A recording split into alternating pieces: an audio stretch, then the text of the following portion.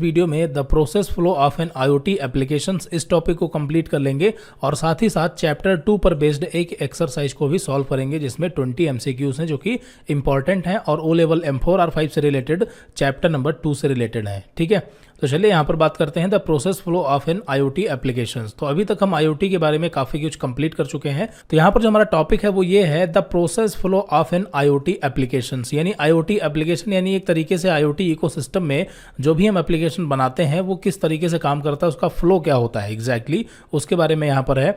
तो internet of things एक ऐसी टेक्नोलॉजी है जिसका पर्पस सभी डिवाइसेस को इंटरनेट से जोड़ना है। ठीक है, थिंग्स का मतलब चीजें, इंटरनेट ऑफ थिंग्स का मतलब क्या है कि जो भी इलेक्ट्रॉनिक चीजें हैं उन्हें इंटरनेट से जोड़ना, वही है इंटरनेट ऑफ थिंग्स यानी कि आईओटी। और एक माध्यम के रूप में इंटरनेट का उपयोग करते हुए उन्हें एक दूसरे के साथ संवाद करने में हेल्प करना, यानी कि एक दूसरे के साथ इंटरनेट के जरिए कनेक्ट करना ताकि उसे हम कहीं से भी कंट्रोल कर सकें या उसका डेटा हम कलेक्ट कर सकें, सीधी सी बात है।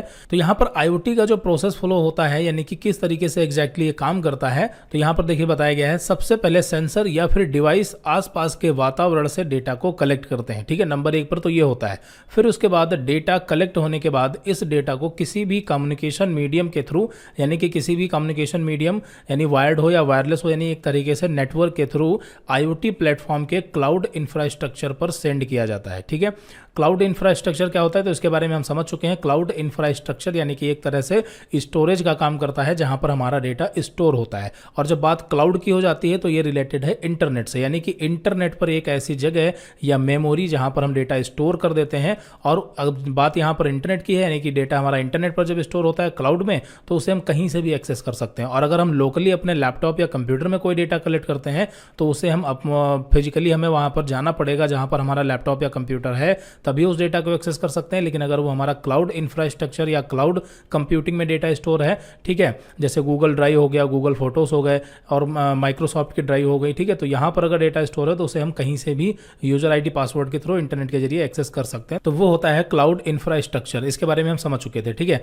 तो यहां पर सेंड किया जाता है। क्लाउड पर डेटा पहुंचने के बाद इसे बेहतर डिसीजन लेने के लिए बिग डेटा एनालिसिस इंजन का उपयोग करके सुरक्षित रूप से स्टोर या एनालाइज और मैनेज किया जाता है। अब यहां पर जब डेटा हमारा क्लाउड इंफ्रास्ट्रक्चर पर पहुंच जाता है तो जो डेटा होता है वो रॉ फॉर्म में होता है। रॉ फॉर्म में का मतलब कि डेटा बहुत होता है। अब उस जब बहुत सारा डेटा होता है तो उसमें से हमें कुछ डेटा जो है वो इंपॉर्टेंट होता है, उसे फिल्टर करना होता है, उसकी एनालिसिस करनी होती है, तो वो करता है big data analysis. Big data analysis के लिए हम आर्टिफिशियल इंटेलिजेंट यानी कि AI या फिर मशीन लर्निंग यानी कि ML का यूज करते हैं जिससे बिग डेटा एनालिसिस किया जाता है।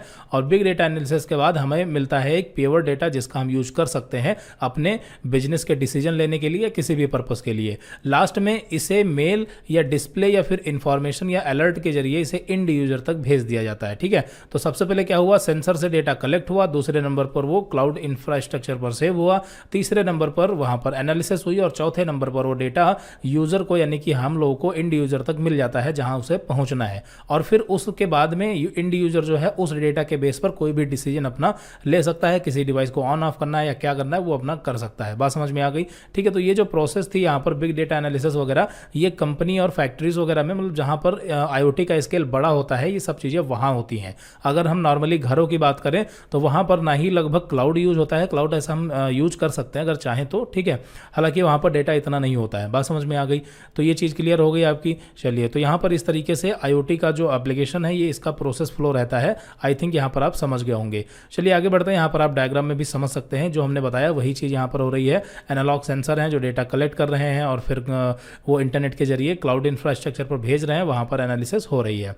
फिर यहाँ पर हम बात करते हैं चैप्टर 2 की एक्सरसाइज की, जो कि सिंपल है। यहाँ पर अगर आप इसको कंप्लीट कर लेते हैं तो आपको चैप्टर 2 जो है वो पूरी तरीके से कंप्लीट हो जाएगा। तो यहाँ पर देखिए पहला क्वेश्चन क्या है, एक सिस्टम जो फीडबैक का उपयोग किए बिना प्रोसेस को कंट्रोल करने के लिए एक डिवाइस का उपयोग करता है। तो यहाँ पर फीडबैक के बिना बात की जा रही है, तो फीडबैक के जो बिना होता है वो क्या होता है, ओपन लूप कंट्रोल सिस्टम।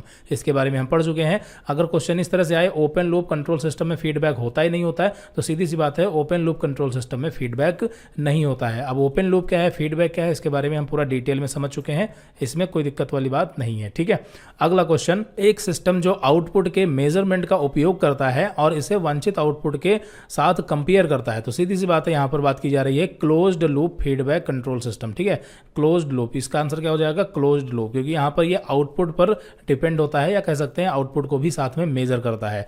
फिर उसके बाद तीसरा क्वेश्चन, यह एक कंट्रोल सिस्टम है जिसमें केवल एक इनपुट और एक आउटपुट है। तो अगर सिंगल इनपुट और सिंगल आउटपुट है तो सिंपली यहाँ पर आप समझ गए होंगे, यहाँ पर SISO की बात की जा रही है। SISO का पूरा नाम है सिंगल इनपुट सिंगल आउटपुट, यानी कि एक कह सकते हैं IoT का एक छोटा सा स्केल जहां पर एक सेंसर लगा है वो इनपुट दे रहा है और एक ही सेंसर लगा है या एक्चुएटर लगा है जो कि वहां से हमें आउटपुट मिल रहा है। बात समझ में आ गई? मतलब सिंगल इनपुट सिंगल आउटपुट, और मल्टीपल इनपुट मल्टीपल आउटपुट का मतलब MIMO। बात समझ में आ गई? तो सिंगल इनपुट सिंगल आउटपुट ये क्लियर हो गया। ठीक है, इसका सही आंसर है ए, पहला आंसर। अगला क्वेश्चन, निम्नलिखित में से कौन सा एक गाइडेड मीडियम नहीं है? गाइडेड मीडियम यानी वायर्ड का माध्यम नहीं है। तो ट्विस्टेड पेयर है, फाइबर ऑप्टिक भी है, कोएक्सियल केबल भी है, एटमॉस्फेयर, ये गाइडेड मीडियम नहीं है। तो इसका सही आंसर है डी। बात समझ में आ गई? चलिए यहाँ पर आगे बढ़ते हैं। अगर आपने चैप्टर 2 को अच्छी तरीके से समझा है सारे कॉन्सेप्ट को, तो यहाँ पर क्वेश्चन आराम से समझ में आ जाएंगे। अगला क्वेश्चन, ऑप्टिक फाइबर के इंटरनल कोर स्ट्रक्चर में डैश है, क्या है? ग्लास है। सीधा सा आंसर है क्या है? ग्लास। आगे बढ़ते हैं। अगला क्वेश्चन, OSI लेयर जो सूचनाओं के लॉजिकल यूनिट्स में सिग्नल को व्यवस्थित करती है जिसे फ्रेम कहा जाता है। तो जब बात फ्रेम की होती तो सीधी सी बात है, यहाँ पर इसका आंसर होगा डेटा लिंक लेयर।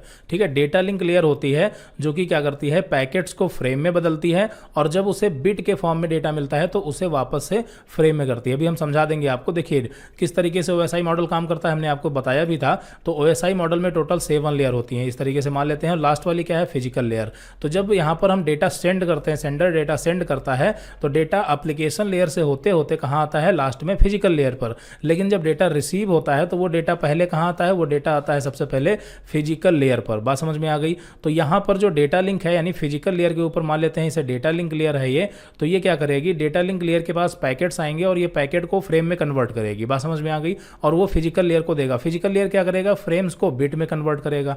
लेकिन यही प्रोसेस यहाँ पर आगे जाकर के जब मैसेज रिसीव होगा तो ये प्रोसेस उल्टा होगी, यानी फिजिकल लेयर के पास क्या होंगे? बिट्स होंगे, और ये physical layer data link layer को डेटा देगी जो कि बिट्स के फॉर्म में होगा, जिसे डेटा लिंक लेयर क्या करेगी? फ्रेम में कन्वर्ट करेगी। बात समझ में आ गई? तो जो डेटा लिंक लेयर है वो क्या करती है? अपने ऊपर से जब डेटा उसको रिसीव होता है तो वो फ्रेम में उसको कन्वर्ट करती है, और जब नीचे से डेटा रिसीव होता है तो वो उसे वापस से फ्रेम में ही करती है। लेकिन यहाँ से जो डेटा मिलता है ये पैकेट के फॉर्म में होता है, और यहाँ से जो मिलता है वो बिट के फॉर्म में होता है। आई थिंक आप समझ रहे होंगे, इसको हमने बताया है। ठीक है, तो यहाँ पर इसका सही आंसर क्या होगा? Data link layer. अगला क्वेश्चन, इंटरनेट प्रोटोकॉल आमतौर पर किस OSI लेयर से मेल खाता है? सीधी सी बात है, नेटवर्क लेयर। नेटवर्क लेयर है जहां पर IP यानी इंटरनेट प्रोटोकॉल काम करता है।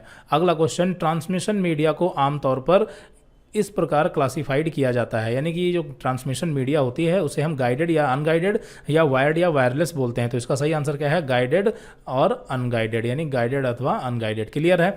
अगला क्वेश्चन, OSI मॉडल की कौन सी लेयर डेटा कंप्रेशन करती है? तो डेटा कंप्रेशन के लिए प्रेजेंटेशन लेयर होती है। प्रेजेंटेशन लेयर जो है वो डेटा को कंप्रेस करती है। अगला question, end to end connection dash protocol द्वारा स्थापित किया जाता है। इंड टू इंड कनेक्शन जो होता है ये जिम्मेदार होती ये किसकी जिम्मेदारी होती है? OSI मॉडल की ट्रांसपोर्ट लेयर की। किसकी जिम्मेदारी होती है? ट्रांसपोर्ट लेयर की। तो जब प्रोटोकॉल की बात की जा रही है तो ट्रांसपोर्ट लेयर पर कौन सा प्रोटोकॉल काम करता है? TCP। ठीक है, इसका सही आंसर है TCP। हालांकि ट्रांसपोर्ट लेयर पर UDP भी काम करता है, लेकिन जो UDP होता है वो इंड टू इंड कनेक्शन के लिए ओरिएंटेड नहीं होता है। ठीक है, यहाँ पर TCP जो है इसका सही आंसर होगा, ये इंड टू इंड कनेक्शन के लिए जिम्मेदार होता है। अगला क्वेश्चन, फिजिकल लेयर से बिट को फ्रेम में परिवर्तित किया जाता है, यानी फिजिकल लेयर से जो डेटा बिट के फॉर्म में होता है उसे फ्रेम में कन्वर्ट करता है कौन? Data link layer. अभी हमने आपको समझाया था। ठीक है, डेटा लिंक लेयर क्या करती है? बिट को वापस से फ्रेम में कन्वर्ट करती है जब मैसेज रिसीव होता है। अगला क्वेश्चन, ट्रांसपोर्ट लेयर का मुख्य कार्य क्या है? ट्रांसपोर्ट लेयर का मुख्य कार्य है नोड टू नोड डिस्ट्रीब्यूशन। यहाँ पर नोड टू नोड को हम इंड टू इंड भी कह सकते हैं, वही बात है लगभग। तो यहाँ पर इसका सही answer node to node distribution. अगला क्वेश्चन, नेटवर्क लेयर प्रोटोकॉल कौन सा प्रोटोकॉल है? नेटवर्क लेयर, यहाँ पर आई थिंक क्वेश्चन रिपीट हुआ है। तो जो नेटवर्क लेयर प्रोटोकॉल है ये क्या है? IP है। क्वेश्चन रिपीट नहीं हुआ है लेकिन वही है। पहले IP पूछा गया था, अब की बार नेटवर्क लेयर पूछा गया है। क्लियर है? चलिए, तो यहाँ पर आई थिंक आप समझ गए होंगे, इसका सही आंसर IP होगा। अगला क्वेश्चन, आगे बढ़ते हैं। अगला question, closed loop control system का अर्थ है कि इसके सिस्टम की आउटपुट इस पर निर्भर करती है डैश। ठीक है, तो यहाँ पर क्वेश्चन को समझिए। क्लोज्ड लूप कंट्रोल सिस्टम का अर्थ है कि इसके सिस्टम की आउटपुट डैश यानी इस पर निर्भर करती है, किस पर, ठीक है। तो देखिए क्लोज लूप सिस्टम में क्या यूज होता है, फीडबैक सिस्टम यूज होता है। तो फीडबैक जो होता है, तो हमारा इसका जो क्लोज लूप सिस्टम का जो आउटपुट होता है एक्चुएटर्स का, वो फीडबैक पर डिपेंड करता है। जैसा फीडबैक होगा उस तरह से उसका आउटपुट होगा। तो इसका सही आंसर है फीडबैक, यानी कि सी आंसर सही है। अगला question, the full form of SSL and TLS. तो एसएसएल और टीएलएस का फुल फॉर्म पूछा जा रहा है। तो देखिए एसएसएल का और टीएसएल का फुल फॉर्म यहाँ पर आपको बता देते हैं, समझ में आ जाएगा। एसएसएल यानी कि सिक्योर सॉकेट लेयर एंड यहाँ पर टीएलएस यानी कि ट्रांसपोर्ट लेयर सिक्योरिटी। तो ये इसका सही आंसर है डी। आगे बढ़ते हैं, अगला क्वेश्चन, इनमें से कौन एलपी वैन तकनीक नहीं है। एलपी वैन यानी कि low power wide area network नहीं है। क्या लोरा है या वाईफाई है या सिगफॉक्स है। तो इसका सही आंसर है वाईफाई। जो वाईफाई है ये यहाँ पर वायरलेस तो है लेकिन ये लो पावर नहीं है। बात समझ में आ गई। तो ये लो पावर तकनीक नहीं है, तो इसलिए इसका सही आंसर वाईफाई होगा। सिगफॉक्स ये भी एक नेटवर्क है, ये भी एक टेक्नोलॉजी है। आगे बढ़ते हैं, ओएसआई मॉडल में किस लेयर को पोर्ट लेयर कहा जाता है। ठीक है, किस लेयर को पोर्ट लेयर कहा जाता है। तो इसका सही आंसर है ट्रांसपोर्ट लेयर। ट्रांसपोर्ट लेयर जो होती है इसे हम पोर्ट लेयर भी कहते हैं, ध्यान रखना। ट्रांसपोर्ट लेयर का दूसरा नाम क्या है, पोर्ट लेयर। अगला क्वेश्चन, MQTT इज, MQTT मतलब क्या है या किस पर बेस्ड है। तो इसके ऑप्शन है based on publish subscribe architecture या फिर based on client server architecture. तो इसका सही आंसर है A, based on publish subscribe architecture. ठीक है, इसके बारे में हम पढ़ चुके हैं, पब्लिश सब्सक्राइब क्या होता है और क्लाइंट सर्वर क्या होता है। ठीक है, अगला क्वेश्चन, निम्नलिखित में से कौन सी लेयर IoT में end to end communication provide करती है। यानी कि इंड टू इंड कम्युनिकेशन कौन प्रोवाइड करता है। तो यहाँ पर सीधी सी बात है, इसका सही आंसर ट्रांसपोर्ट लेयर होगा, लेकिन यहाँ पर ऑप्शन में नहीं है। तो इसका सही आंसर क्या होगा, नन ऑफ दीज। क्लियर है, इंड टू इंड कम्युनिकेशन किसके लिए होता है, ट्रांसपोर्ट लेयर की जिम्मेदारी होती है, जो कि इसमें ऑप्शन में नहीं है। तो इसका सही आंसर नन ऑफ दीज हो जाएगा। अगला क्वेश्चन, सिक्योर MQTT का मानक स्टैंडर्ड पोर्ट नंबर है। यानी MQTT जो है वो कौन से पोर्ट नंबर पर काम करता है। तो इसका सही आंसर है यहाँ पर 8883 यानी कि 8883। बात समझ में आ गई। तो ये इसका सही आंसर है। तो यहाँ पर हमने 20 क्वेश्चन कंप्लीट कर लिए और इसी के साथ O लेवल M4 R5 का जो चैप्टर नंबर 2 है ये पूरा कंप्लीट हो चुका है। और इस चैप्टर